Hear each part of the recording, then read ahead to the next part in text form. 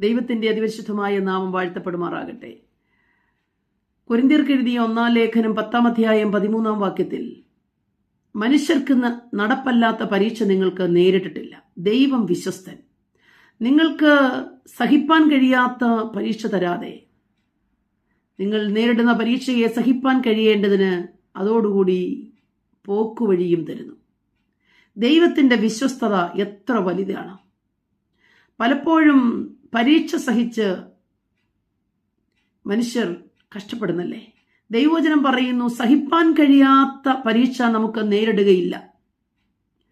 നമ്മുടെ പരീക്ഷയെ നേരിടുവാനുള്ളതായ ദൈവകൃപയുടെ കർത്താവ് പരീക്ഷയോടുകൂടെ നമുക്ക് നൽകിത്തരുന്നു.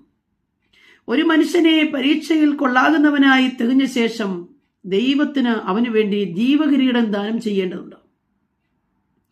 പ്രിയപ്പെട്ടവരെ, പരീക്ഷ സഹിച്ചുകൊണ്ടിരുന്നിട്ട് വല്ലാതെ നിരാശയിലായി തീർന്നിട്ടുണ്ടോ?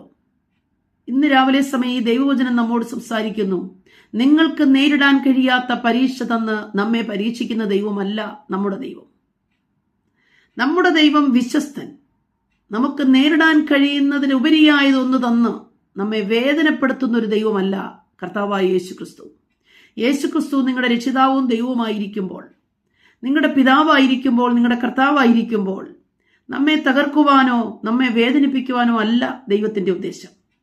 എന്നാൽ ചില പരീക്ഷകളിൽ കൂടെ നാം കടന്നുപോയി കൊള്ളാകുന്നവനായി തീരണമെന്നുള്ള ദൈവത്തിന്റെ ഉദ്ദേശമാണ്.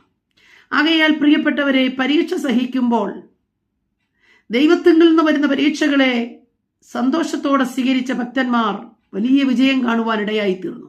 അബ്രഹാം വലിയൊരു പരീക്ഷയെ നേരിടേണ്ടി വന്നു. തനിക്ക് ഏകജാതനായി ഏറിയ വർഷങ്ങൾ കാത്തിരുന്ന് ലഭിച്ചതായ ഇസഹാക്കിനെ മോറിയാദേശത്തുള്ള മലയിൽ കൊണ്ടുപോയി യാഗം അർപ്പിക്കണമെന്ന് പറഞ്ഞ വാക്കിന്മീതെ മറ്റൊന്നും ചോദ്യം ചെയ്യാതെ ആ ദേശത്തേക്ക് കടന്നു പോകുവാൻ അബ്രഹാമിനിടയായി തീർന്നു.